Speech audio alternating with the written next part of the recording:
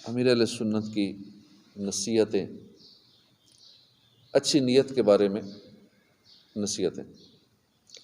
مسلمانوں کو اچھا مشورہ دینا یا جائز سفارش کر دینا بھی مسلمان کی حاجت پوری کرنے میں شامل ہے۔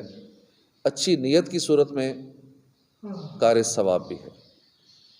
کسی کو اچھا مشورہ دینا، کوئی ہم سے مشورہ مانگے یا ویسے ہم اگر مشورہ کسی کو دے سکتے ہیں اگلے کی بھلائی کے لیے، تو مشورہ ہی ہو، حکم نہ ہو۔ ہمارے عموماً مشورہ نہیں رہتا، ہم اس انداز میں بات کر رہے ہوتے ہیں کہ جو میں کہہ رہا ہوں یہی کرو، یہی ٹھیک ہے، میری بات ہی یہی کرو، تو وہ آرڈر ہوتا ہے، مشورہ نہیں ہوتا۔ تو ہمیں مشورہ دے دینا چاہیے کہ اس میں یہ نقصانات ہیں، مجھے یہ آپ یہ کام کر رہے ہیں یا ایسا کر رہے ہیں، تو میرا مشورہ یہ ہے کہ یہ ایسے کر لیں، میرا تجربہ یہ ہے، تو آگے جیسے آپ کی مرضی۔ تو اچھا مشورہ اچھی نیت سے ہوگی، یا کسی کی ہم سفارش کر سکتے ہیں، کسی کا کوئی کام کر سکتے ہیں، کوئی اٹکا ہوا کام ہے، ہماری وجہ سے کسی کا کام ہو جاتا ہے، تو وہ کرنا چاہیے۔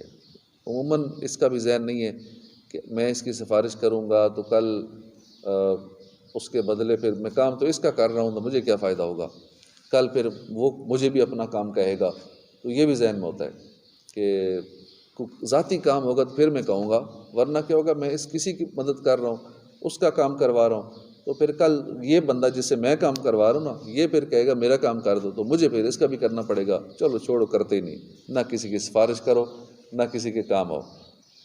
وہ ہمارا کام وہ کرے نہ کرے، ٹھیک ہے، کسی کے ہم کر سکتے ہیں، ہمارے دو بول بولنے سے، دو چار قدم ساتھ چلنے سے، یا کچھ کرنے سے کسی کا کام ہو سکتا ہے، تو ہمیں اس میں کر دینا چاہیے، اور ثواب کی نیت ہوگی تو انشاءاللہ ثواب بھی ملے گا۔ جس طرح آج کل لوگ کسی کے پیسے کھا جاتا ہے، کوئی پیسے دبا لیتا ہے، خاص کر یہ ایجنٹ باہر بھیجنے کے چکروں میں لاکھوں روپے لوگوں کے ہڑپ کر جاتے ہیں، کھا جاتے ہیں۔ اگر کوئی اچھی نیت سے ان کے پیسے ان سے نکلوا کے دے سکتا ہے تو وہ کر دے، یا کوئی طریقہ جانتا ہے تو اسے کر دینا چاہیے۔ یا بہت سارے فراڈ آج کل ہو رہے ہیں، آن لائن فراڈ ہو رہے ہیں، ویسے بھی فراڈ ہو رہے ہیں کئی معاملات میں۔ تو اگر کوئی طریقہ جانتا ہے کہ بھائی اس کا یہ حل ہے، اس کو ٹریس کرنا ہے تو یوں ہو سکتا ہے، آج کل تو ہر چیز ہی ٹریس ہو جاتی ہے نا، بندے کا موبائل نمبر بھی، تو ایڈریس بھی، تو ڈیٹا بھی، تو پن پوائنٹ لوکیشن بھی، تو اگر کوئی جانتا ہو تو وہ اسے چاہیے کہ اس کی ہیلپ کر دے۔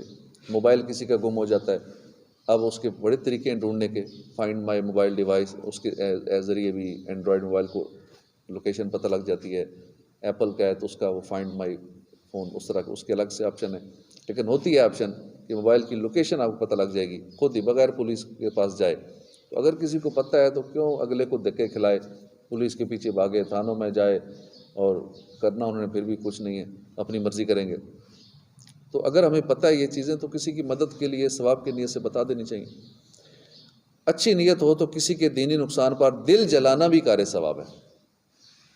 دل جلانا، دل میں کہنا یار اس کا نقصان ہو رہا ہے، یہ نماز نہیں پڑھ رہا نا، اس کو تو عذاب ہوگا، یہ بندہ جھوٹ بول رہا ہے، یہ بندہ غیبت کرتا ہے، اب اس پہ دل جلے، یہ بھی ثواب کا کام ہے۔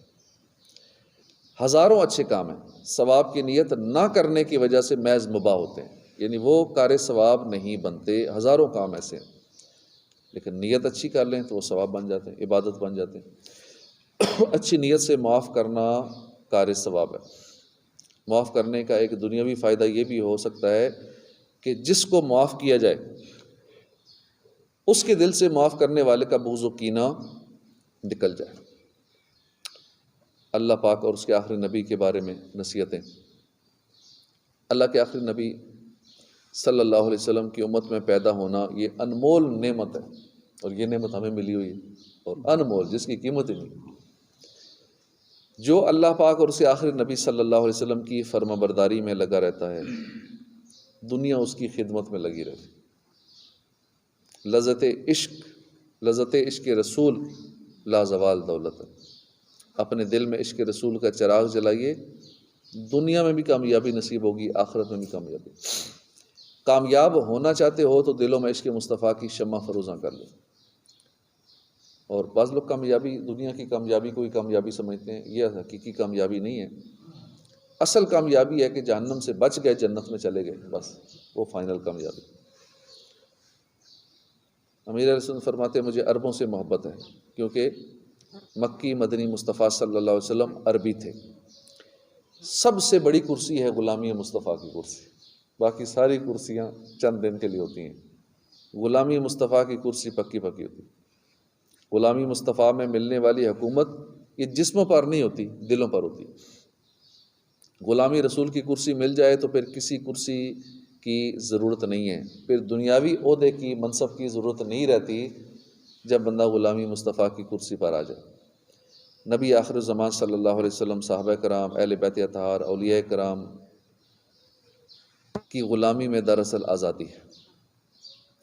آپ در مصطفیٰ کے اسیر بن جائیں، یعنی قیدی بن جائیں، بغیر دولت کے امیر ہو جائیں، اور انشاءاللہ آپ کو سکون قلب کی دولت ہی مل جائے گی.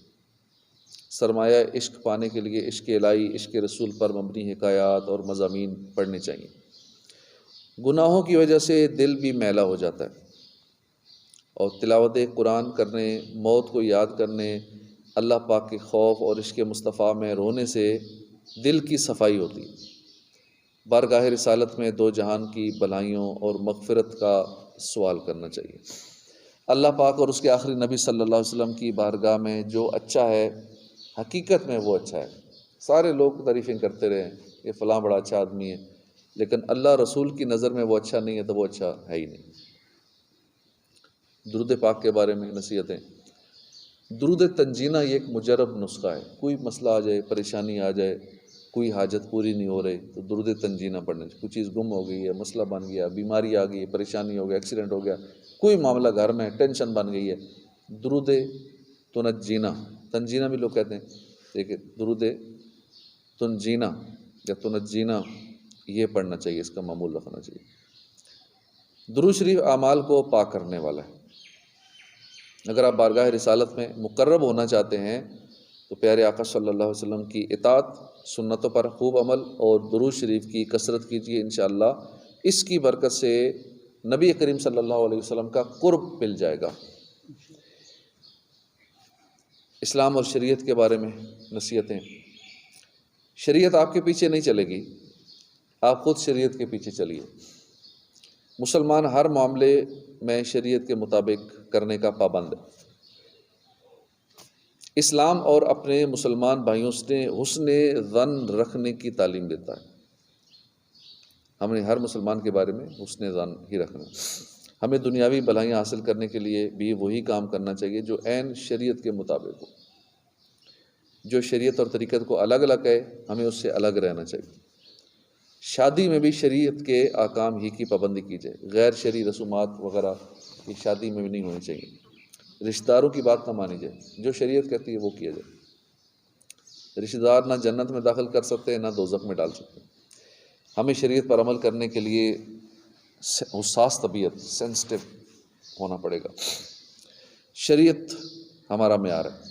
شریعت نے جس کو جائز کہا وہ جائز ہے، جس کو ناجائز کہا وہ ناجائز ہے. دین اسلام فتنہ فساد کی حوصلہ شکنی کرتا ہے اور پیار، امن، بھائی چارے کی حوصلہ افزائی کرتا ہے. اسلام امن اور راحت کا پیغام دیتا ہے. مسلمان جہاں بھی ہو اسلام کے اصولوں کے پابند ہیں. اخبار اور میڈیا والوں کو اسلام سے نفرت دلانے والا کوئی کام نہیں کرنا چاہیے. اسلام کو نقصان پہنچانے والا یا اسلام کے خلاف باتیں کرنے والا شیطان ہے. اسلام قربانیوں کا مجموعہ ہے. دین اسلام پر عمل کرنے اور اس کی تبلیغ کے لیے قربانی دینا پڑتی ہے. مسلمان عقل کے نہیں دین اسلام کے پابند ہیں. ہم عقل کے نہیں، ہم خدا کے بندے ہیں. وہی عقل مند ہے جس کی سمجھ میں دین آ جائے. وہی عقل مند کامیاب ہے جس نے اپنی عقل کو اللہ رسول کی اطاعت میں استعمال کیا. شرعی معاملات میں اپنی اٹکل سے یعنی اپنے اندازے سے کسی چیز کے جائز یا ناجائز ہونے کا حکم نہیں لگانا چاہیے. کسی کو اچھے عقیدے، اچھے اعمال کی توفیق ملنا اس بات کی علامت ہے کہ اللہ اسے محبت فرماتا ہے.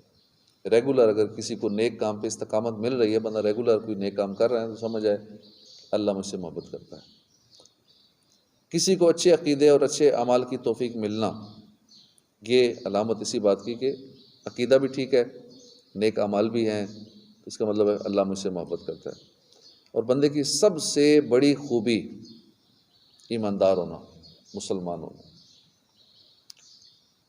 مسلمان کا انداز کہیں بھی بد اخلاقی والا نہیں ہونا چاہیے. اپنے اندر دینی درد پیدا کرنے کے لیے پیارے آقا صلی اللہ علیہ وسلم کی دین اسلام کے لیے قربانیوں کا مطالعہ کیجیے.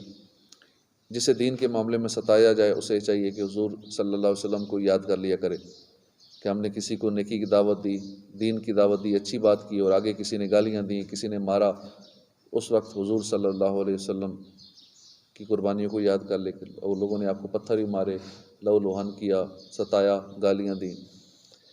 دین پر عمل کرنے سے وہ عزت ملتی ہے کہ وزراء اور صدر بھی رشک کرتے ہیں۔ آپ بوڑھے ہوں یا جوان، ہر عمر میں اسلام کی خدمت کی کوشش کریں، ہر عمر میں۔ یہ نہیں کہ اب بال سفید ہو گئے ہیں، بڑھاپے میں کیا کر سکتا ہوں، تو کر سکتا ہے۔ ہر بندہ اپنے حساب سے دین کے لیے کوشش کر سکتا ہے۔ اللہ پاک توفیق عطا فرمائے، آمین، بجاہ النبی الامین صلی اللہ علیہ وآلہ وسلم۔